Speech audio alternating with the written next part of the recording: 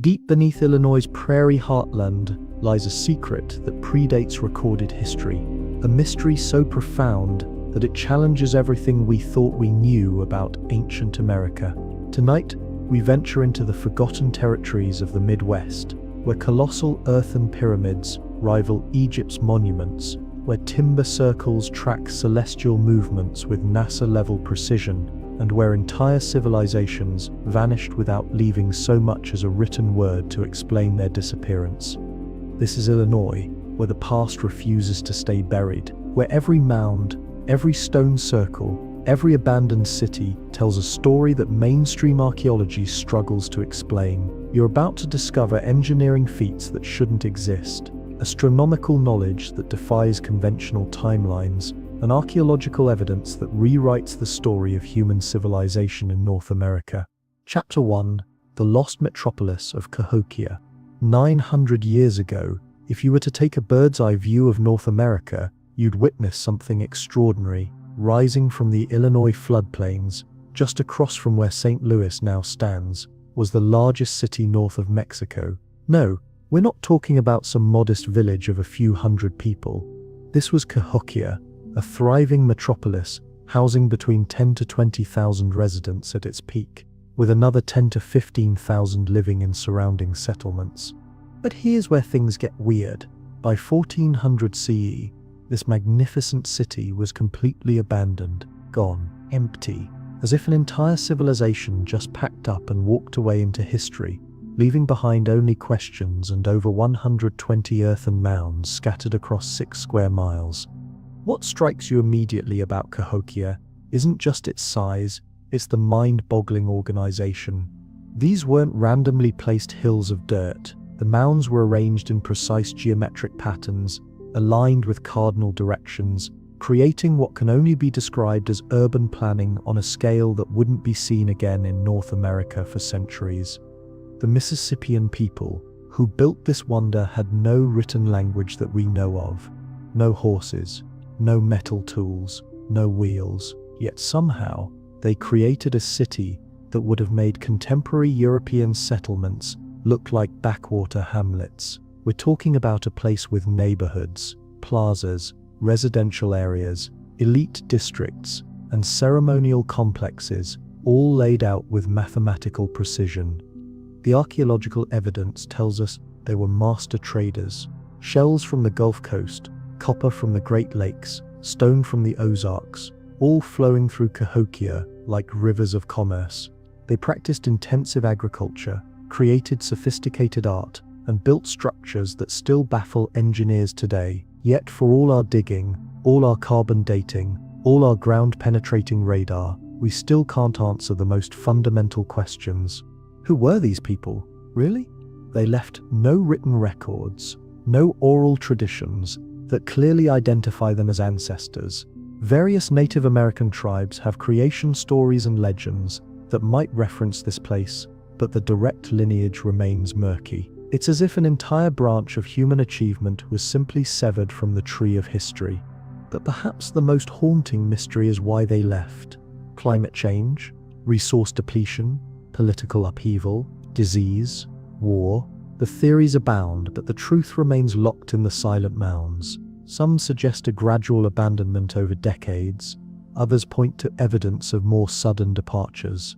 Archaeological layers show periods of rebuilding and expansion right up until the end, which makes the abandonment even more perplexing. Recent discoveries have only deepened the mystery. Ground-penetrating radar has revealed massive structures beneath some mounds that we haven't even excavated yet. Wooden posts arranged in perfect circles, underground chambers, and what appear to be sophisticated drainage systems. It's like we're looking at the tip of an archaeological iceberg, with the bulk of Cahokia's secrets still buried beneath our feet. The scale of construction boggles the mind. Moving 14 million cubic feet of earth without modern machinery would require a level of social organization and collective will that speaks to something extraordinary about these people. Every basketful of soil was carried by human hands, shaped by human vision, placed with human precision. The sheer audacity of the undertaking suggests a culture driven by purposes we can barely comprehend. And then one day they were gone. The great city fell silent, the trade routes emptied, the ceremonies ended. What remains is a landscape dotted with earthen monuments to human ambition and mystery, each mound a question mark rising from the Illinois prairie, challenging us to understand a civilization that achieved greatness and then vanished like smoke in the wind. Chapter 2. Woodhenge, the American Stonehenge. If you think ancient astronomical observatories are limited to places like Stonehenge or the Egyptian pyramids, think again. Right here in Illinois, the Mississippians constructed something that might be even more impressive, a series of massive timber circles that tracked celestial events with breathtaking accuracy. Welcome to Cahokia's Woodhenge, where American ingenuity met cosmic precision in ways that still leave astronomers shaking their heads in amazement. Picture standing in the center of a circle of towering red cedar posts, each one perfectly positioned to capture specific moments when our planet dances with the sun. These weren't random arrangements of wood. These were sophisticated astronomical instruments built by people we're told had no advanced mathematics, no written records, and no connection to old world sciences. The largest circle contained 48 posts, each one strategically placed to mark crucial points in the solar year. Stand in the center during the spring equinox, and you'll watch the sun rise directly over one specific post. Return for the summer solstice, and another post perfectly frames the sunrise.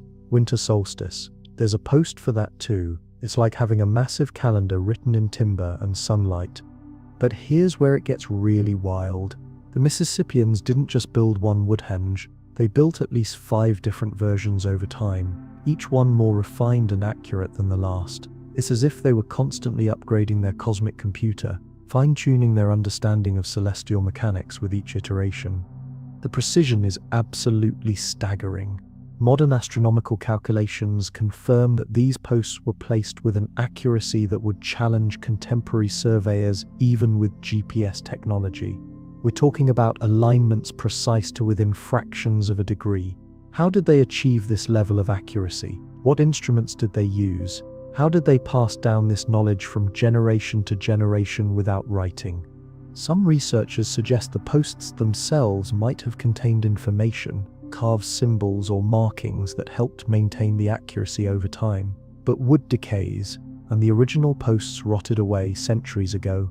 What we see today are modern reconstructions based on the post hole patterns left in the ground, ghostly impressions of what once stood here. The implications are mind-bending. These weren't just simple farmers tracking planting seasons.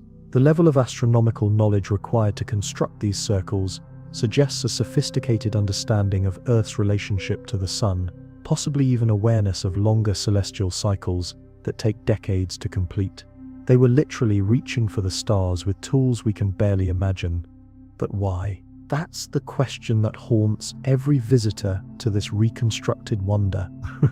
Was Woodhenge purely practical? A giant farmer's almanac carved in timber?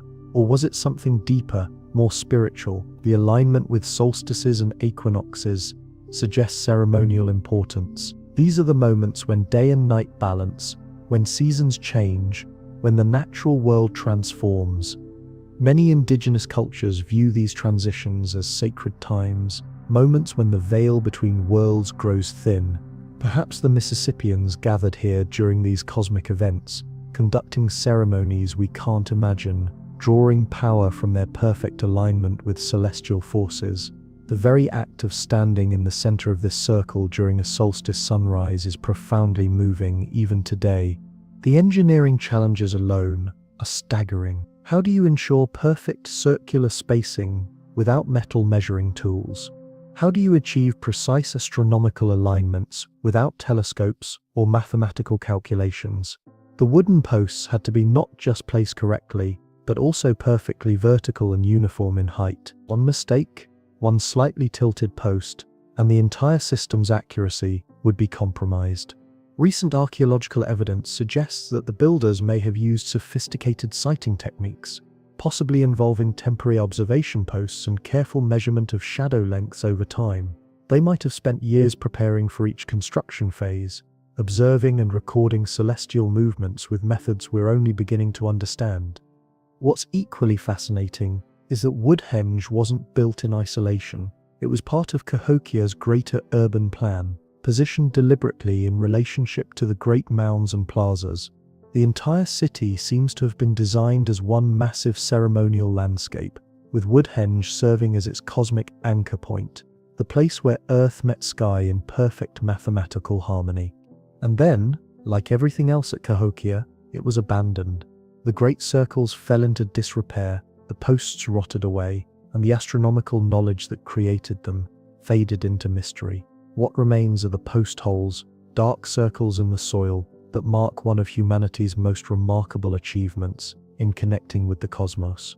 A wooden Stonehenge that proves ancient America was far more sophisticated than we ever imagined. Chapter 4: Giant City Stone, Fortress of the Ancients. Deep in the rugged hills of southern Illinois, where sandstone cliffs rise from dense forests and time seems to move differently, stands one of the most perplexing structures in all of North America. Welcome to Giant City Stone Fort, a prehistoric stone enclosure that defies easy explanation and challenges everything we think we know about ancient defensive architecture. Picture walking along a stone wall that snakes for nearly a mile across ridgetops and through valleys, built from massive sandstone blocks that would challenge modern construction equipment. No mortar holds these stones together, just careful placement and engineering principles that have kept them standing for over 1,000 years. But here's the thing that'll make your head spin. Nobody knows exactly what this place was built for. The craftsmanship is absolutely extraordinary. These aren't rough-hewn stones thrown together in desperation. Each block was carefully shaped and positioned to create walls that are both structurally sound and aesthetically pleasing. The builders used a technique called dry stone construction, fitting irregular stones together so precisely that many sections require no modern repair despite centuries of weather and geological shifts. But the layout is what really gets archaeologists scratching their heads. If Giant City Stone Fort was built for defense, it's unlike any other defensive structure from this time period. The walls don't completely enclose a space. They don't have obvious defensive features like bastions or firing positions, and some sections seem to be built more for ceremony than combat.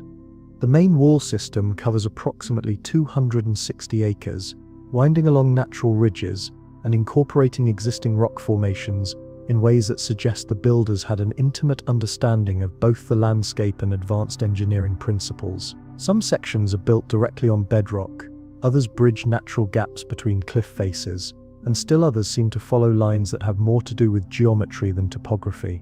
Archaeological evidence suggests the site was occupied intermittently over many centuries, with different groups adding their own modifications and improvements to the basic structure. Pottery fragments, stone tools, and fire hearths scattered throughout the enclosure tell stories of people who came here for reasons we can barely imagine. Inside the walls, the landscape is equally mysterious. Natural sandstone formations create towering spires and hidden alcoves that early settlers called Giant City because the rock pillars resembled streets lined with massive buildings. These natural features were clearly important to the original builders, who incorporated them into their overall design rather than working around them. Some of the interior spaces show clear evidence of modification by human hands. Rock surfaces bear carved symbols and petroglyphs that have resisted every attempt at translation. Stone circles mark locations where fires burned regularly, suggesting ceremonial activities that might have continued for generations. Natural caves and overhangs were enhanced with stonework to create what can only be described as outdoor rooms. The defensive theory falls apart when you really examine the structure. Large sections of the wall are barely waist high, easily crossed by anyone with basic climbing ability. Other sections have gaps wide enough for wagons to pass through. If this was meant to keep enemies out, it would have been spectacularly ineffective. But if it wasn't defensive, what was it? Some researchers propose that Giant City Stone Fort was a ceremonial center, a place where different tribes gathered for religious observances, trade meetings, or seasonal celebrations. The elevated position offers commanding views of the surrounding countryside,